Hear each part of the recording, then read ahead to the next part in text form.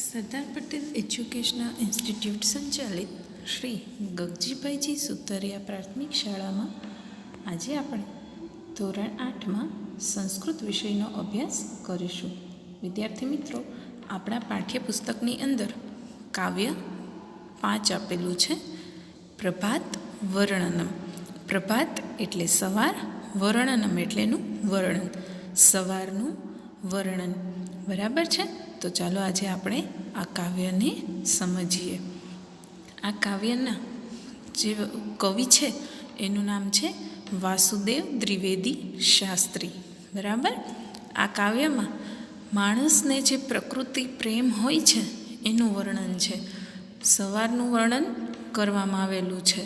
સવાર થતાં જ મનુષ્ય અને પશુ પક્ષીના જીવનમાં એક નવો સંચાર થાય, એક નવી ઉર્જાનો સંચાર થાય. મનુષ્ય આનંદિત થઈ જાય અને માણસની જે સવારની શરૂઆત થાય છે એ હંમેશા હસતા ચહેરે થાય છે. સવારનું આખું જે દૃશ્ય છે એ ઉગતો સૂરજ, પક્ષીઓનો કલરવ, સુગંધ, આ બધી વસ્તુ છે એનું વર્ણન આ કાવ્યમાં કરેલું છે. તો ચાલો આપણે આ કાવ્યને સમજીએ. ચંદ્ર અસ્તમ ગચ્છતિ. ચંદ્ર એટલે ચંદ્રનો, અસ્તમ, અસ્ત એટલે અસ્ત થવું, આથમવું, જેને આપણે કહીએ છીએ આથમે છે એ. ચંદ્ર અસ્તમ ગચ્છતિ. ચંદ્ર અસ્ત થઈ રહ્યો છે. તમે એવું પણ લખી શકો કે ચંદ્ર આથમી રહ્યો છે. બરાબર. સૂર્ય ઉદયમ ગચ્છતિ. સૂર્ય એટલે સૂરજ, ઉદયમ એટલે ઉગવું અથવા ઉદય થવું. સૂર્યનો ઉદય થઈ રહ્યો છે. ચંદ્ર આથમી રહ્યો છે, સૂર્યનો ઉદય થઈ રહ્યો છે. પરિતો ભવતી પ્રકાશ. પરિતો, પરિતો એટલે ચારે બાજુ, ભવતી એટલે થાય છે, પ્રકાશ એટલે પ્રકાશ. તમે જ્યારે સવારમાં જુઓ તો સૂરજ ઉગે. બરાબર છે? સૂરજ ઉગે એટલે ચારે બાજુ શું થાય? તો કે જે અંધકાર છવાયેલો હોય એ અંધકાર દૂર થઈ જાય અને સૂરજની જે રોશની છે એ આખા સંસારને રોશન કરી દે. પરિતો ભવતી પ્રકાશ. ચારે બાજુ પ્રકાશ થાય છે અથવા ફેલાય છે. મંદમ ચલતી સમીર. મંદમ, મંદમ એટલે ધીમે, ચલતી એટલે વાય છે અને સમીર એટલે પવન. મંદમ ચલતી સમીર. પવન ધીમે ધીમે વાય છે. સવારનું જે વાતાવરણ હોય એ આહલાદક હોય એટલે સવારનો જે ઠંડો પોર આપણે કહીએ છીએ કે સવારનો પોર કેવો હોય? એકદમ ઠંડો હોય. તો ઠંડો પોર હોય એટલે ઠંડો પવન આવતો હોય. પવન ધીમે ધીમે વાય છે. મધુપો ભવતી સધીર. મધુપ, મધુપ એટલે ભમરો, ભવતી એટલે થાય છે, સધીર, સધીર એટલે ધીરજવાળો. ભમરો કેવો થાય છે? તો કે ધીરજવાળો. ભમરો ધીરજવાળો થાય છે. પરિતો ભવતી પ્રકાશ. ચારે બાજુ પ્રકાશ થાય છે અથવા ફેલાય છે. મંદમ ચલતી સમીર. પવન ધીમે ધીમે વાય છે. મધુપો ભવતી સધીર. ભમરો ધીરજવાળો થાય છે. બીજો શ્લોક. કલિકા વૃંદમ વિકસતી. કલિકા વૃંદ. કલિકા એટલે કળીઓ, વૃંદ એટલે સમુદાય, સમૂહ. બરાબર. વિકસતી એટલે વિકાસ પામે છે. કલિકા વૃંદમ વિકસિત. કળીઓનો સમૂહ વિકસે છે અથવા વિકાસ પામે છે. લલિતા વૃંદમ વિકસતી. લલિતા એટલે નાની એવી જે વેલ હોય એ, વેલનો સમૂહ. વિકસતી એટલે વિલસે છે. રાત્રે જે ફૂલ છે એ કળી હોય એ સવારે ખીલી જાય. બરાબર ને? એટલે કળીઓનો સમૂહ છે એ સવારે વિકાસ પામે. જેવો સૂરજ ઉગે એટલે સવારમાં આપણે જે ફૂલની કળી જોઈ હોય એ ફૂલ ખીલી જાય છે. શું કામ? તો કે સૂર્યોદય થાય છે. કલિકા વૃંદમ વિકસતી લતિકા વૃંદમ વિકસતી. કળીઓનો સમુદાય વિકસે છે અને નાની વેલનો સમૂહ વિલસે છે. નિંદ્રા તંદ્રા ભગ્ના. નિંદ્રા એટલે ઊંઘ, તંદ્રા એટલે આળસ, ભગ્ના એટલે દૂર થવું અથવા ભાંગી જવું. નિંદ્રા તંદ્રા ભગ્ના. ઊંઘ અને આળસ દૂર થાય છે. સવાર પડે એટલે આપણી ઊંઘ પૂરી થઈ જાય, એટલે આપણી આળસ પણ જાય. ઊંઘ અને આળસ દૂર થાય છે. જનતા કર્મણી લગ્ન. જનતા એટલે લોકો, કર્મણી એટલે પોતાનું જે કામ હોય એ, લગ્ન એટલે લાગી જાય છે. જનતા કર્મણી લગ્ન. મનુષ્ય પોતાના કાર્યમાં લાગી જાય છે. સકલે નવ ઉલ્લાસઃ. બધે નવો આનંદ છે. સકલે એટલે બધે જ, નવો એટલે નવો, ઉલ્લાસઃ એટલે આનંદ, બધે જ નવો આનંદ છે. વદને વદને હાસઃ. દરેકના મુખ પર હાસ્ય છે. વદન એટલે મુખ, મોઢું, હાસઃ એટલે હાસ્ય, દરેકના મુખ પર હાસ્ય છે. સકલે નવ ઉલ્લાસઃ. બધે નવો આનંદ છે. વદને વદને હાસઃ. દરેકના મુખ પર હાસ્ય છે. પથી પથી જનસંચારઃ. પથી એટલે માર્ગ, બરાબર. પથિક એટલે રસ્તા પર ચાલનારો, વટે માર્ગુ, પણ પથી એટલે રસ્તો, માર્ગ. જનસંચારઃ એટલે લોકોનો સંચાર. આખી રાત જે રસ્તાઓ સુમસાન પડેલા હોય, સવાર થતાં જ એ રસ્તાઓ પર લોકોની અવરજવર શરૂ થઈ જાય છે, બરાબર ને. સવારમાં લોકોનો જે નિત્યક્રમ છે એ શરૂ થઈ જાય એટલે રોડ પર આપણને માણસો જોવા મળે જે આખી રાત સુમસાન પડેલા હોય. પથી પથી જનસંચારઃ. માર્ગે માર્ગે જનસંચાર થાય છે એટલે લોકોનો સંચાર થાય છે. નુપુર રવ ઝંકારઃ. નુપુર રવ ઝંકારઃ. નુપુર એટલે ઝાંઝર, રવ એટલે અવાજ. ઝાંઝરના ઝંકારનો અવાજ આવે છે. ગામડામાં લોકો સવારમાં પોતાની ગાયોને ભેંસોને ચરાવવા લઈ જાય તો એના ગળામાં જે ઘંટડીઓ બાંધેલી હોય એનો અવાજ આવતો હોય, ઝાંઝર જે પહેરી હોય એનો અવાજ આવતો હોય, એટલે ઝાંઝરના ઝંકારનો અવાજ આવે છે. વિટપે ખગ કુલરવઃ. વિટપે ખગ કુલરવઃ. ડાળી પર ખગ એટલે પક્ષી, કુલરવ એટલે અવાજ, કલરવ જેને આપણે કહીએ છીએ એ. ડાળી પર પક્ષીના સમુદાયનો અવાજ આવે છે. જેવી સૂરજ ઉગે, સવાર પડે અને આખી પૃથ્વી પર પ્રકાશ ફેલાઈ જાય એટલે સવારમાં પક્ષીઓનો અવાજ આવવા લાગે છે, બરાબર ને. એટલે ડાળી પર પક્ષીઓના સમુદાયનો અવાજ થાય છે. ચરિતુમ ચલિતા ગાવઃ. ગાયો ચરવા માટે જાય છે. ગાયો છે એ પણ સવારમાં ચરવા માટે નીકળી જાય છે. વિટપે ખગકુલરવઃ ચરિતુમ ચલિતા ગાવઃ. ડાળી પર પક્ષીનો સમુદાયનો અવાજ આવે છે. ગાયો પણ ચરવા માટે જાય છે. હસ્તે હસ્તે પત્રકાર વદને વદને સ્ત્રોત્રમ. હસ્ત એટલે હાથ, વદન એટલે મોઢું, પત્રકાર એટલે પત્ર, અને સ્ત્રોત્રમ એટલે જે આપણે સવારમાં સ્તોત્ર બોલીએ, શ્લોક બોલીએ એ. સવારમાં આપણને મંદિરમાં જઈએ તો શ્લોકનો અવાજ આવે, સૂર્યદેવને પાણી અર્પણ કરતા હોય ત્યારે આપણે શ્લોક ગાન કરીએ, શ્લોક બોલીએ એ. હસ્તે હસ્તે પત્રકાર વદને વદને સ્તોત્રમ. દરેકના હાથમાં કાગળ તથા મુખ પર સ્તુતિ છે, કારણ કે સવારમાં આપણે ભગવાનને યાદ કરીએ છીએ તો ઈશ્વરને યાદ કરવા માટે આપણે એની સ્તુતિ કરીએ છીએ, એટલે દરેકના હાથમાં કાગળ અને મુખ પર સ્તુતિ છે. ખેલતી બાલક વૃંદમ ગીતમ ગાયમ ગાયમ.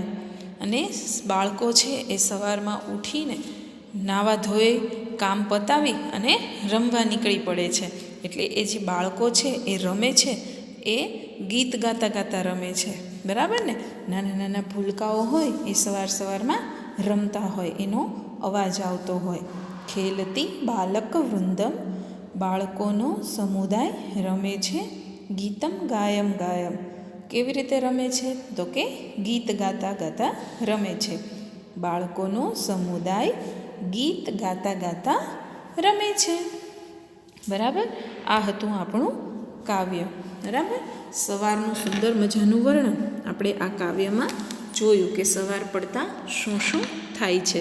હવે આપણે જોઈએ સ્વાધ્યાય. સ્વાધ્યાયનો પ્રશ્ન 1 છે, નીચેના શબ્દોનું મોટેથી ઉચ્ચારણ કરો. ચંદ્રઃ, પ્રકાશઃ, વૃંદમ, લતિકા વૃંદમ, નિંદ્રા, તંદ્રા, ભગ્ના, ઉલ્લાસઃ, હાસઃ, જનસંચારઃ અને ઝનકાર. છેલ્લું લખેલું છે ઝનકાર. બરાબર?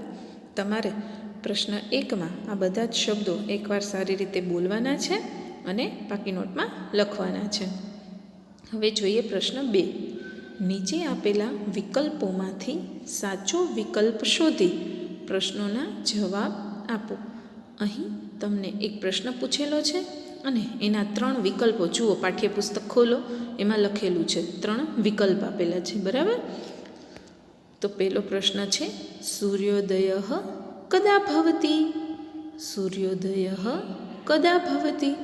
સૂર્યોદય ક્યારે થાય છે? તો એનો જવાબ આવશે સૂર્યોદયઃ પ્રભાતે ભવતિ. સૂર્યોદય સવારે થાય છે. બીજું છે, સૂર્યોદયસ્ય અનંતરમ જનાઃ કિમ કુર્વન્તિ? સૂર્યોદય થઈ ગયા પછી લોકો શું કરે છે? બરાબર? સૂર્યોદયસ્ય અનંતરમ જનાઃ કર્મણિ લગ્ના ભવન્તિ. સૂર્યોદય થયા પછી લોકો પોતાના કામે લાગી જાય છે. સૂર્યોદયસ્ય અનંતરમ જનાઃ કર્મણિ લગ્ના ભવન્તિ. ત્રીજું છે, પ્રભાતકાલે વદને વદને કિમ અસ્તિ? જ્યારે સવાર પડે ત્યારે લોકોના મુખ પર શું દેખાય છે? પ્રભાતકાલે વદને વદને કિમ અસ્તિ? પ્રભાતકાલે વદને વદને હાસઃ ભવતિ. હાસઃ એટલે હાસ્ય, સ્મિત. વદને વદને હાસઃ ભવતિ.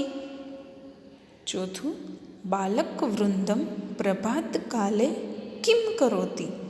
બાળકોનો સમુદાય સવાર પડતા શું કરે છે? બાલક વૃંદમ પ્રભાતકાલે ખેલતી. બાળકોનો જે સમુદાય છે એ સવારમાં શું કરે છે? તો કે રમે છે. ખેલતી એટલે રમે છે. હવે જોઈએ પ્રશ્ન નંબર 3. કૌંસમાં આપેલ શબ્દોનો ઉપયોગ કરી વાક્ય બનાવો. અહીં તમને કૌંસમાં કેટલાક શબ્દ આપેલા છે. એ શબ્દો ઉપરથી આપણે વાક્ય બનાવવાનું છે.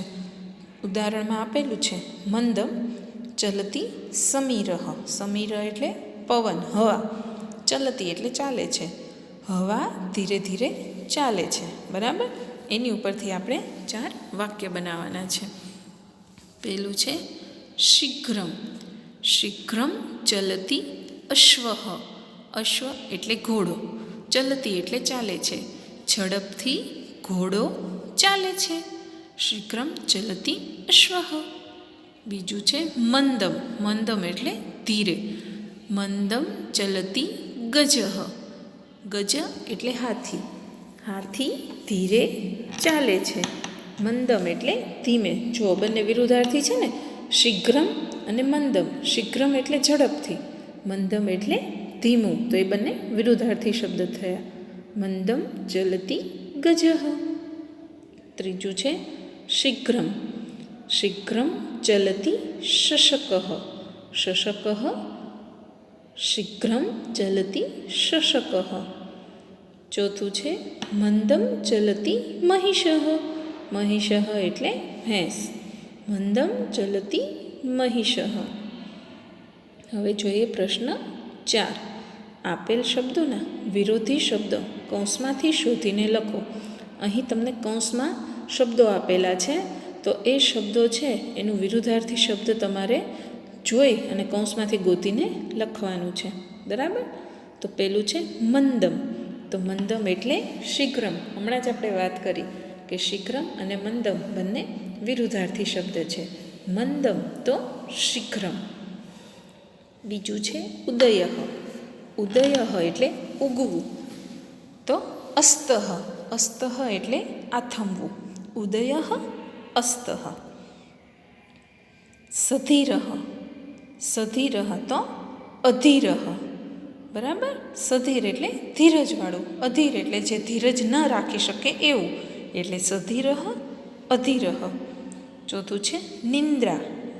તો જાગરણમ. નિંદ્રા એટલે સૂઈ જવું. જાગરણમ એટલે જાગવું. નિંદ્રા તો જાગરણમ. પ્રશ્ન 5. આપેલ શબ્દોના સમાનાર્થી શબ્દો કૌંસમાંથી શોધીને લખો. જેવી રીતે આપણે વિરુદ્ધાર્થી શબ્દ કૌંસમાંથી શોધીને લખ્યા, એવી રીતે હવે સમાનાર્થી શબ્દ. પહેલું છે સમીર. સમીર. સમીર એટલે હવા. તો એનું સમાનાર્થી થશે અનિલ. અનિલ એટલે પણ હવા, પવન. બીજું છે સૂર્ય. તો સૂર્ય એટલે દિવાકર. દિવાકર એટલે પણ સૂર્ય. ત્રીજું છે મધુપહ. મધુપહ એટલે ભમરો. ભમરાને સંસ્કૃતમાં કહેવાય ભ્રમર. ભ્રમર એટલે પણ ભમરો. મધુપહ એટલે પણ ભમરો. મધુપહ તો ભ્રમર. ચોથું છે ચંદ્ર. તો સુધાકર. સુધાકર એટલે પણ ચંદ્ર. પાંચમું છે ગાવ. તો ધેનવ. ધેનવ એટલે ગાય. ગાવ એટલે પણ ગાય. બરાબર? છઠ્ઠું છે નીચેની કાવ્ય પંક્તિઓ સુવાચ્ય અક્ષરે ફરીથી લખો. અહીં તમને કાવ્ય પંક્તિ આપેલી છે. બરાબર? એ જ કાવ્ય પંક્તિ જોઈને તમારે લખવાની છે અને વાંચવાની છે. કલિકા વૃંદમ વિકસતી, લતિકા વૃંદમ વિલસતી, નિંદ્રા તંદ્રા ભગ્ના, જનતા કર્મણી લગ્ના, સકલે નવ ઉલ્લાસઃ, વદને વદને હાસઃ. બરાબર? આ કાવ્ય પંક્તિ છે એ સારા અક્ષરે જોઈને તમારે એ જ રીતે પાકી નોટમાં લખવાની છે. હવે જોઈએ પ્રશ્ન નંબર 7. ઉદાહરણમાં દર્શાવ્યા પ્રમાણે વૃંદ શબ્દનો ઉપયોગ કરી આપેલા શબ્દોની મદદથી વાક્ય બનાવવાના છે. વૃંદ. વૃંદ એટલે સમૂહ. બરાબર? ઉદાહરણમાં છે સખી. તો સખી વૃંદ. બરાબર? સખી એટલે બેનપણી. બરાબર? સખી વૃંદ. વૃંદ એટલે ટોળું. જે ઘણી બધી છોકરીઓ એકસાથે ભેગી થઈ હોય, બધી બેનપણીઓ ભેગી થઈ હોય તો એ સખી વૃંદ. એવી જ રીતના મિત્ર. તો મિત્ર વૃંદ. ગાયક. ગાયક વૃંદ. વાદક. વાદક વૃંદ. ગોપ. ગોપ વૃંદ. બાલ. તો બાલ વૃંદ. બરાબર?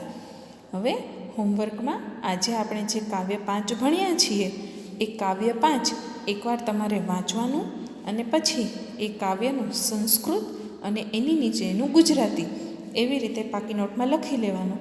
અને એ લખ્યા પછી આપણે જે સ્વાધ્યાય અત્યારે કર્યો છે એ સ્વાધ્યાય પણ પાકી નોટમાં લખી લેવાનો છે.